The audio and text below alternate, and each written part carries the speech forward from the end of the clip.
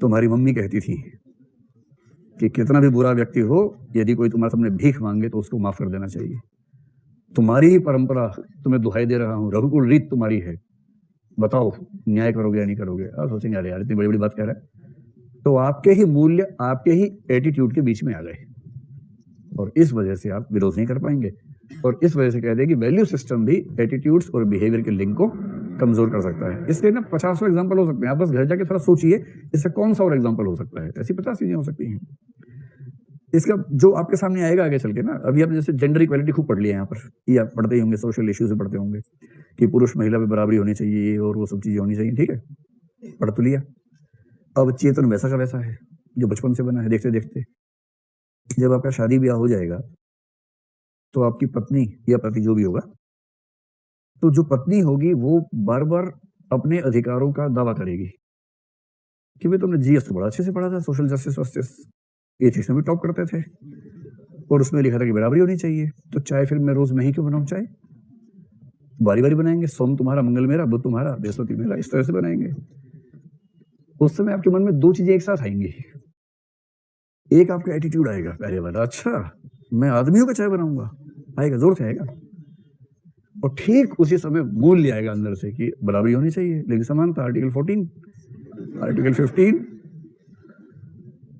और फिर आप पाएंगे कि आप गुस्से का जो घूंट होगा ना उसको पी जाएंगे, और फिर आप चाय बना के ले आएंगे।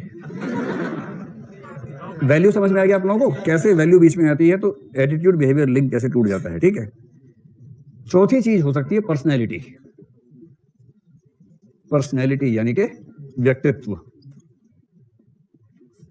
किसी व्यक्ति का व्यक्तित्व भी एक फैक्टर होता है कि एटीट्यूड और बिहेवियर का लिंक कितना मजबूत होगा या कितना कमजोर होगा। देखो व्यक्ति होते हैं वही तीन तरह के, एक होते हैं दबंग टाइप के, और दबंग को इंग्लिश में क्या बोलते हैं? DABANGG। डबल जी होता है, सिंगल जी में सलमान खान पूरा नहीं आता है, डबल जी लगाना पड़ता है तब बनता है। दबंग के लिए है डोमिनेटिंग। इसका ठीक विपरीत होता है दब्बू। दब्बू वो है जो बार बार सोचता है सवाल पूछ लूं क्लास में, फिर तो छोड़ो यार मर जाएंगे, क्या पूछना है। तो बताओ दबंग कौन होता है? जो बात बात पर सवाल पूछे या टिप्पणी दे, वो दबंग लोग हैं। हर क्लासरूम में 3-4 बच्चे दबंग होते हैं, सामान्य बात है। ये आंकड़ा यही रहता है हर क्लासरूम में, 3-4 दबंग होंगे, 90% बीच में स्थिति में होंगे, असर्टिव होंगे, और कुछ लोग डरेंगे। उनके मन में आता है, कल एक बच्चे ने कहा कि कई बार सवाल पूछूं, सोचता हूँ पूछ लूं फिर नहीं पूछ पाता हूँ। ऐसे कई बच्चे होते हैं। तो बीच वाली जो स्थिति है वो क्या है? असर्टिव। असर्टिव, ठीक है, इसको असर्टिव ही लिख के आ जाएगा परीक्षा में। अब आप मुझे ये बताएं कि जो दबंग टाइप का आदमी है उसका एटीट्यूड बिहेवियर लिंक स्ट्रांग होगा या वीक होगा? स्ट्रांग होगा। वो तो वो आदमी है, हम जहां खड़े होते लाइन वहां से शुरू होती है, उसे किस बात का भय है? जिस व्यक्ति पर भय सबसे कम होगा वहां एटीट्यूड और बिहेवियर का लिंक सबसे स्ट्रांग होगा। मुझे फर्क ही नहीं पड़ता, ना सामाजिक दबाव का फर्क पड़ता है, ना किसी और दबाव का फर्क पड़ता है, मस्त मौला आदमी है, कोई क्या बिगाड़ेगा उसका। जिसे समाज में इज्जत की परवाह खत्म हो जाए, मान लीजिए हमारी सोसाइटी में ऐसा एक व्यक्ति रहता है, उसको इस बात से फर्क ही नहीं पड़ता कि लोग क्या बात करेंगे। अब अगर कोई ऐसा व्यक्ति मान लीजिए है, उसको फर्क पड़ना बंद हो जाए, आप उसे कैसे कहेंगे कि भाई ये चीज ठीक नहीं है, वो चीज ठीक नहीं है? ठीक है, नहीं है तो ठीक है। एक महिला का नाम सुना होगा, मीराबाई, आपने सुना है? राजस्थान में हुई मध्यकाल में। तो मीराबाई अपने लास्ट फेज में उस तरह की हो गई थी, दबंग टाइप की। तो एक बहुत रोचक एग्जाम्पल में, वो सड़क पे जा रही थी, उसके कपड़े ठीक नहीं थे उसकी बॉडी पर, तो किसी ने कहा कि भाई थोड़ा कपड़े ठीक से पहना करो।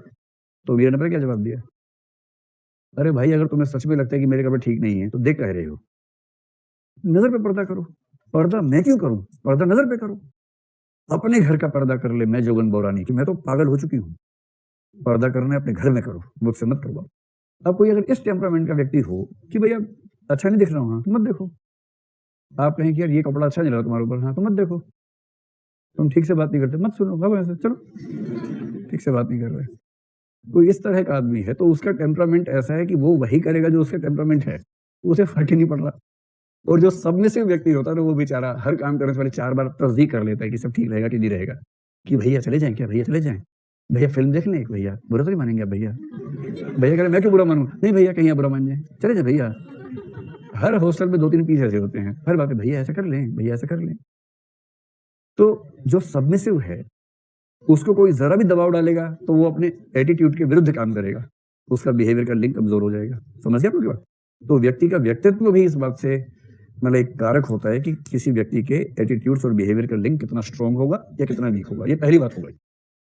ये हो गया सिचुएशनल कंस्ट्रेंट्स।